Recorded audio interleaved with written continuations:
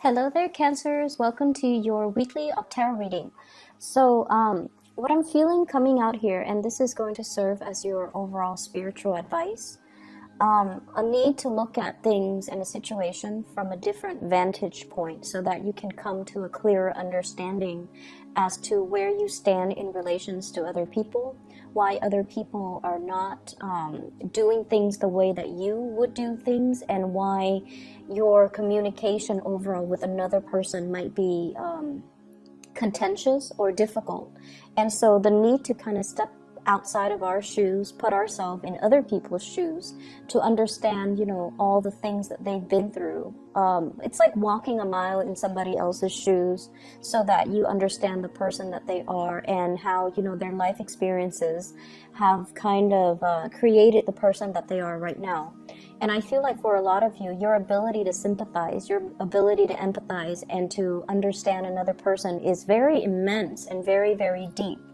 But I feel like in close interpersonal relationships as well, a lot of the times we lose our perspective, and a lot of the times too, our vision of what we want to build together as a relationship, as a unit, it might be, I guess, like it might be colored by our perception of what relationship entails, whether or not relationships are going to last, or whether or not we truly believe that relationships are meant to be, forever. So I feel like there might be some ideological clashes between you and a partner, between you and even a business partner, or between you and family members, based on the transient lifestyle that they have led. It's like they've been through a lot of turmoil and hardships in their own lives, and they don't see everything as permanent and long lasting, and it's really hard for them to kind of commit. And so it's kind of I don't want to say your destiny or your responsibility, because, they need to find that within themselves. But I almost feel like it is in your path to kind of show them that, hey, things are okay. We're in a different environment now.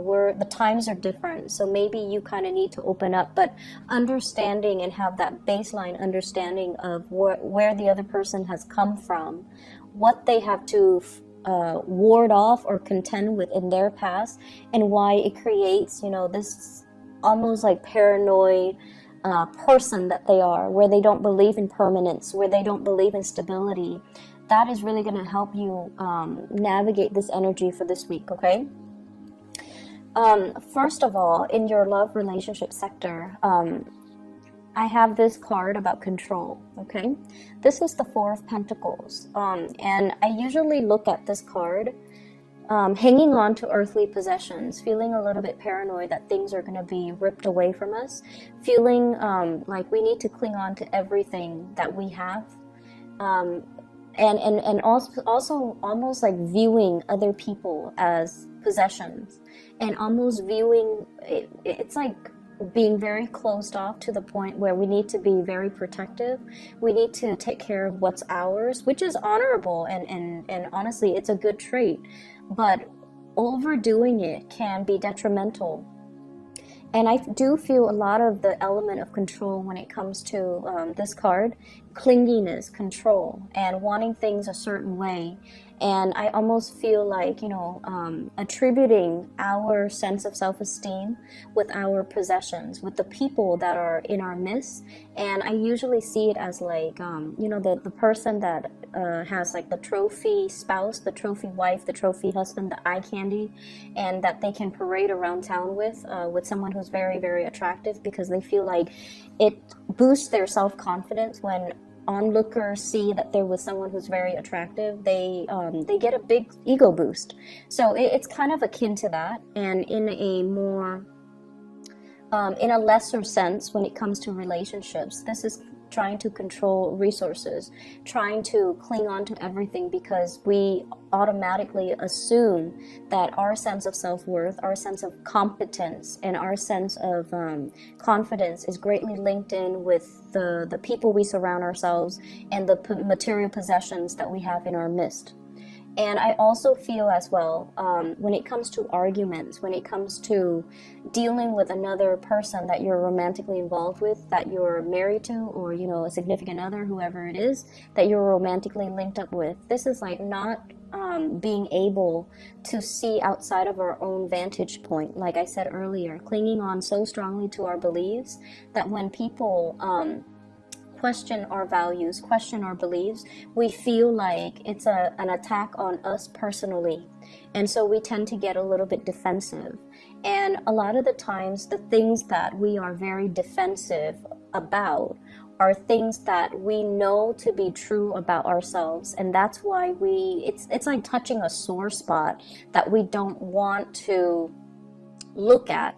It's like touching something we have swept under the rug that somebody is now poking at, and it makes us uncomfortable. So if there has been, arguments and things like that, where a partner has somewhat like triggered or found your soft spot, these are areas that you have to work on rather than getting defensive. Maybe it's time to, say like, let's take a break from this. Let me ruminate over what you have just said, and then I'll come back to you at a later date.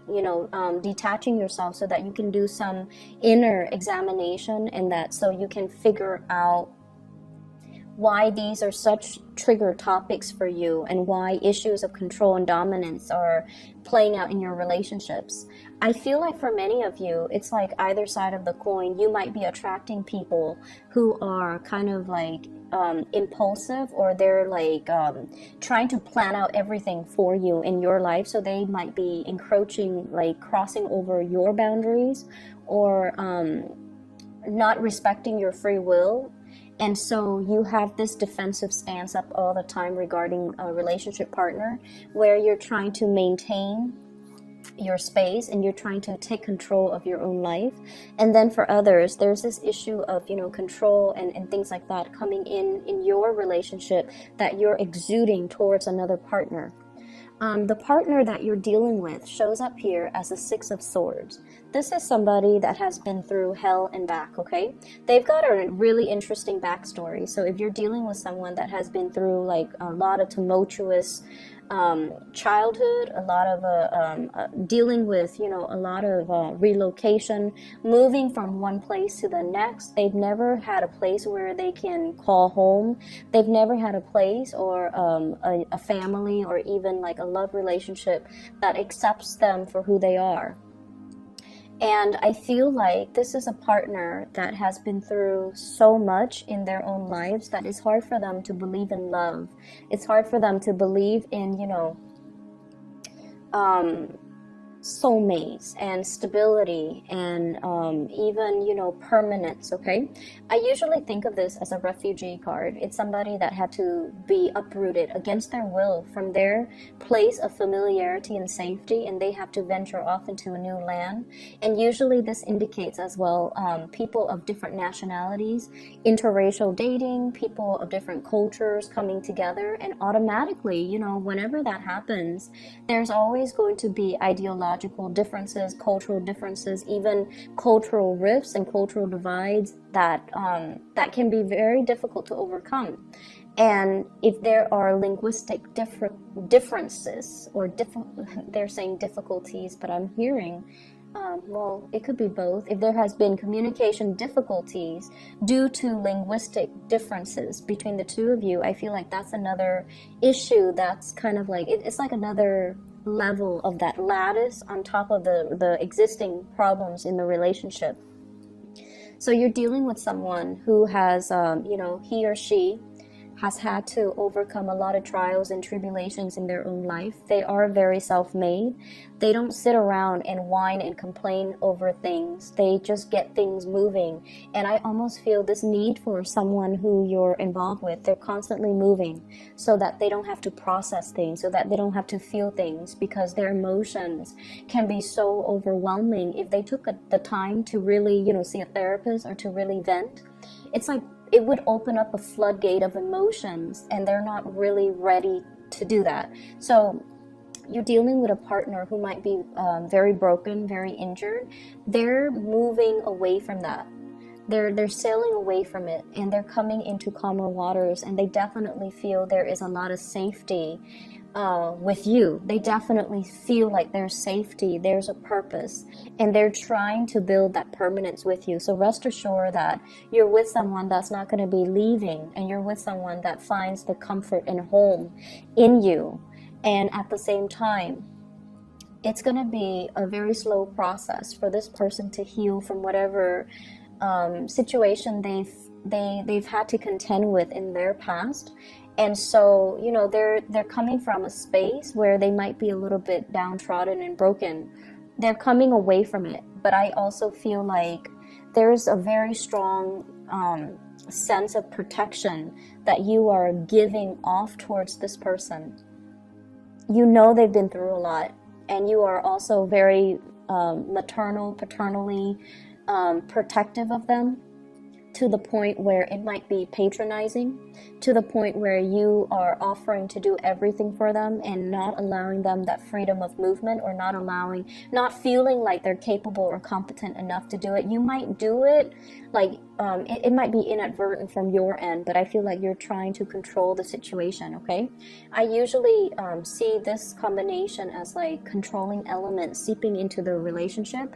One person might feel like it's healthy, but the other person, I feel like, feels like it's stifling. So be very careful about that. If that's your energy that you're bringing to the table, be careful in identifying that early on. If that's an energy that you feel coming from a prospective suitor or somebody that you're dealing with long term.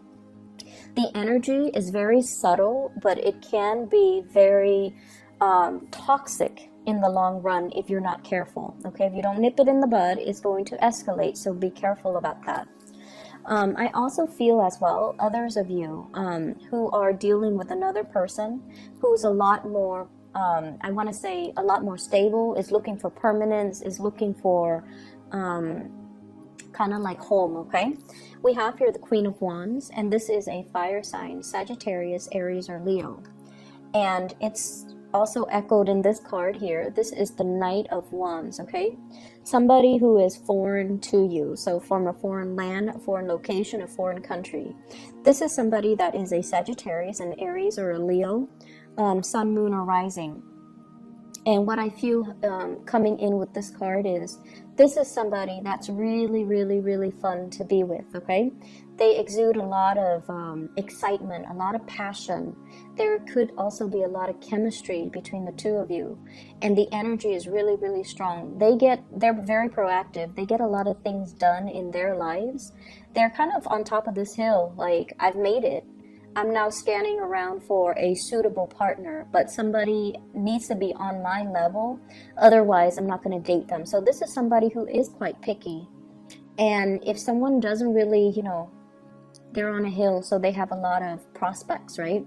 They're looking at things from a bigger, larger vantage point, or a higher vantage point. And I feel like they see what you're about, and they need you to kind of like walk up this hill and meet them halfway, or they need to know that you're on their level in order for you to invest in them.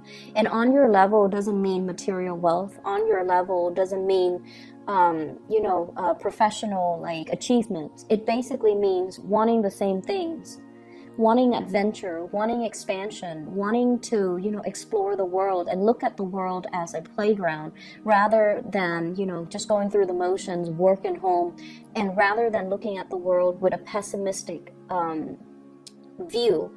I feel like they want an equal partner in fun and adventure, and I feel like they're going to be a really good person to travel with. They're a good person for you to expand your worldview, your consciousness with.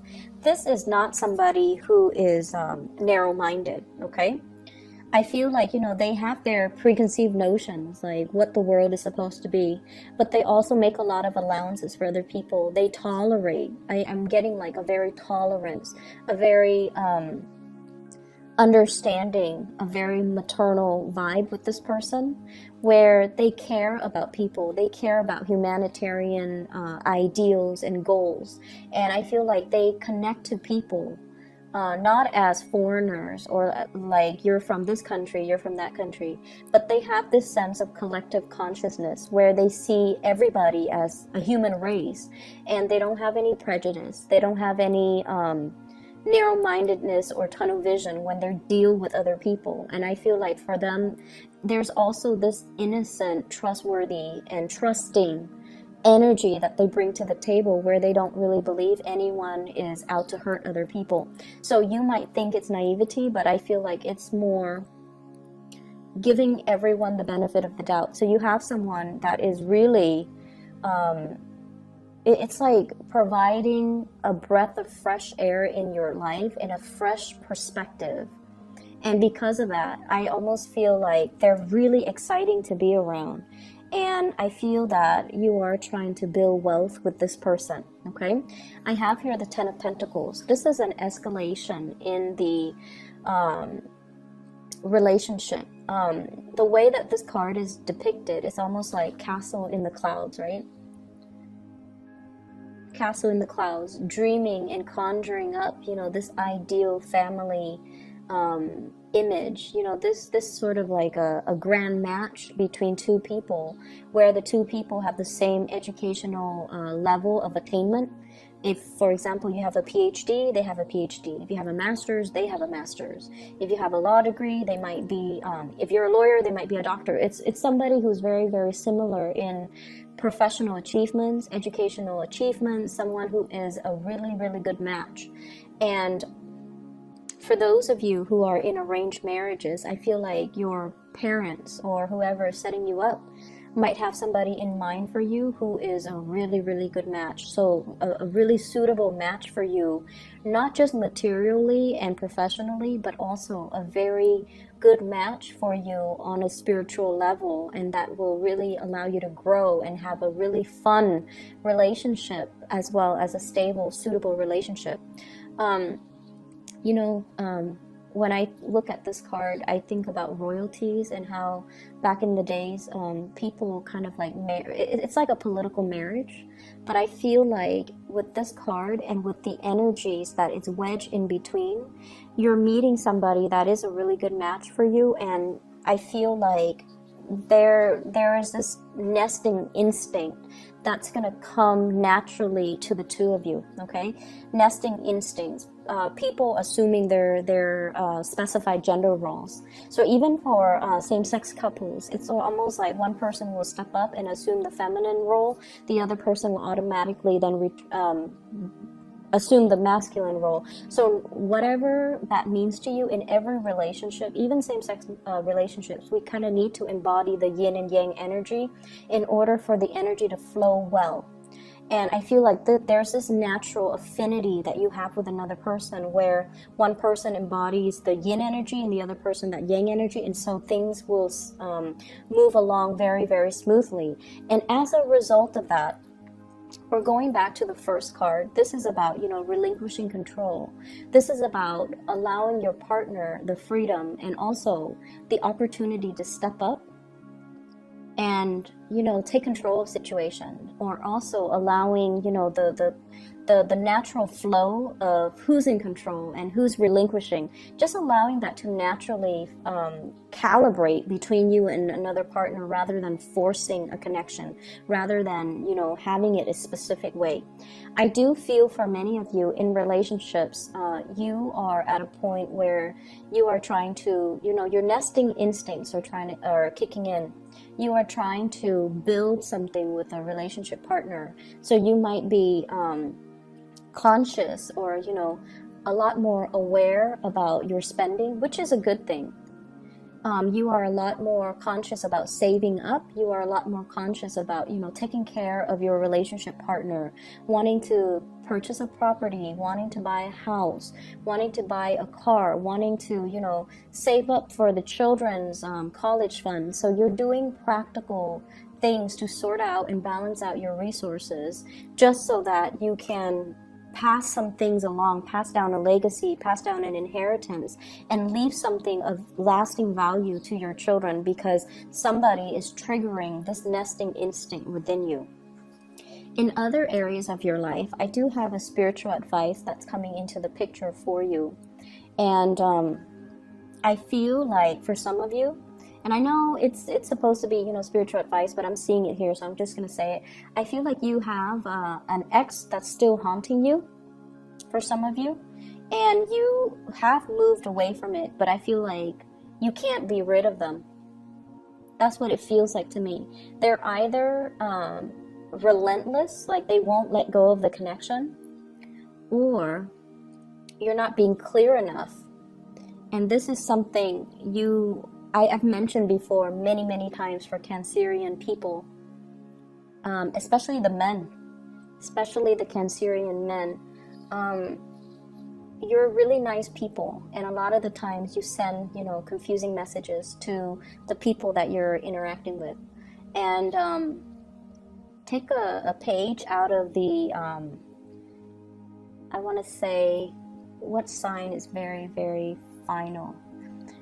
Capricorn. Take a page out of the Capricorn playbook when it comes to, you know, exes and relationships, okay? When they're done, they go silent. They don't even need to entertain that person. When they're done, Capricorns are done, they will ghost you. And you will never ever know, you know, did the Capricorn person die? Are they okay? How could they not respond to me? Well, it's because they're very final. And also, it's because they also, and I feel like this is their incentive, or their, you know, rationale for doing what they do. It's because they don't want to open up that door of communication and have you confused, or they don't want to, you know, lead the other person on. So I feel like with Capricorns, when it's done, it's really done. They close the door for good and they move on, and you won't hear anything from them. And I feel like with you Cancers, I feel like it's very difficult for you to do that.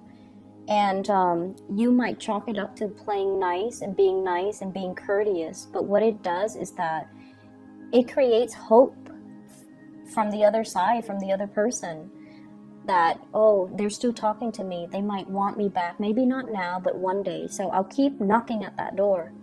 And that's not fair to the person that you're dealing with. And I feel like you have an ex here that's a little bit ruthless and a little bit relentless and a little bit like someone who tries to keep coming back. And I feel like you need to be very firm, and you need to, you know, out of respect for your current relationship right now, you need to be very firm about setting your boundaries with exes, okay?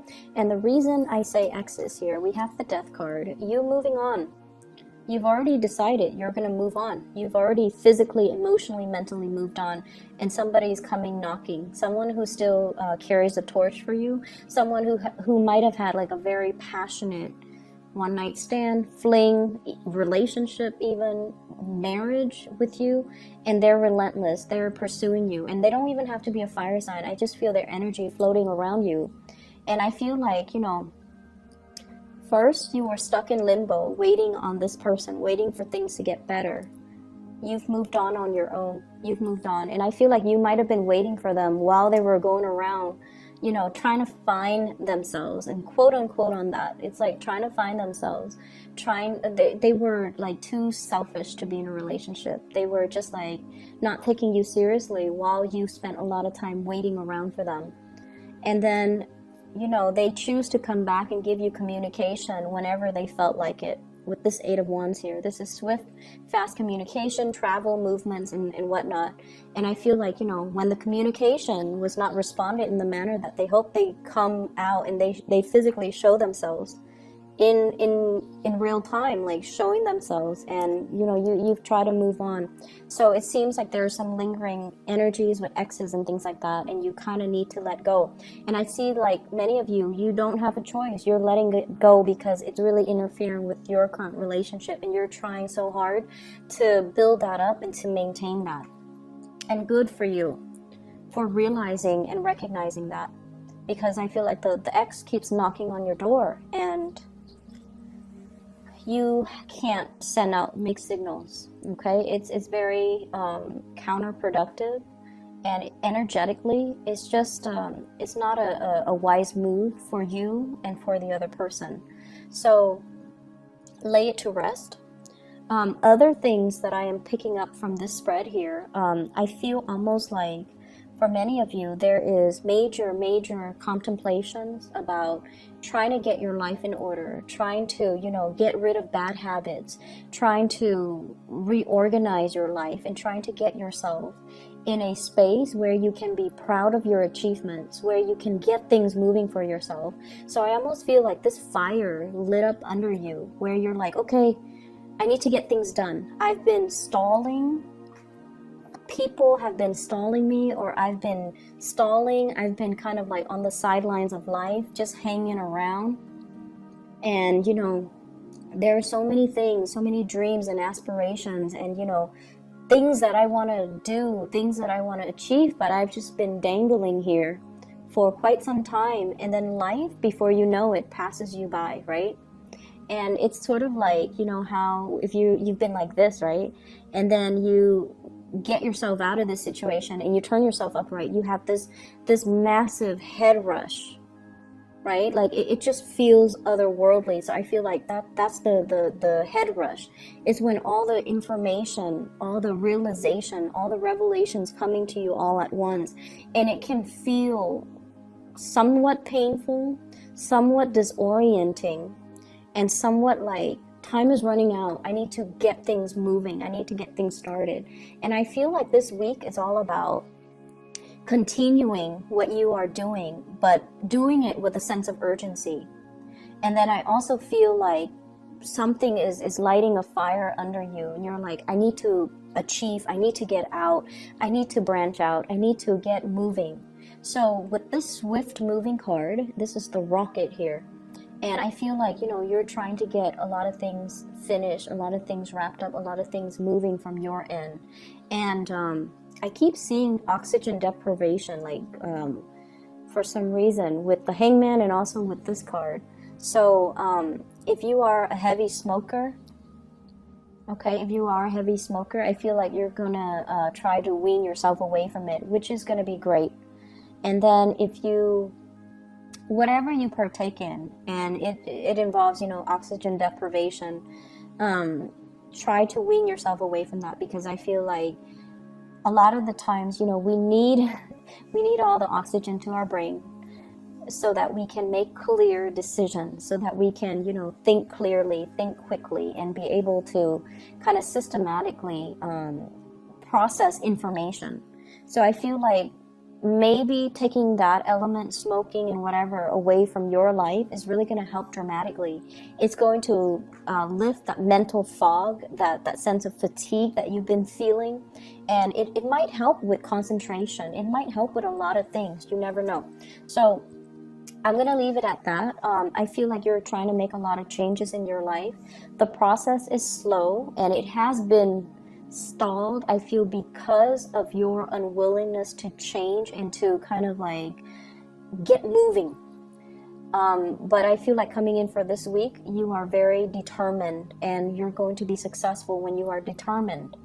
So whatever small steps that you need to take, start it, because those are like the first few steps that you need to take in the right direction. So it's never too late. Just small steps, okay? And don't push yourself. Don't beat yourself over it, over like not being able to make the big steps just yet. For those of you who have recuperated from like surgeries or even like accidents and things like that, small steps, okay? Small steps and steady progress is going to be your friend, all right? I'm going to leave it at that. And Cancers, take care of yourself, okay? I'll be back next week. Bye-bye.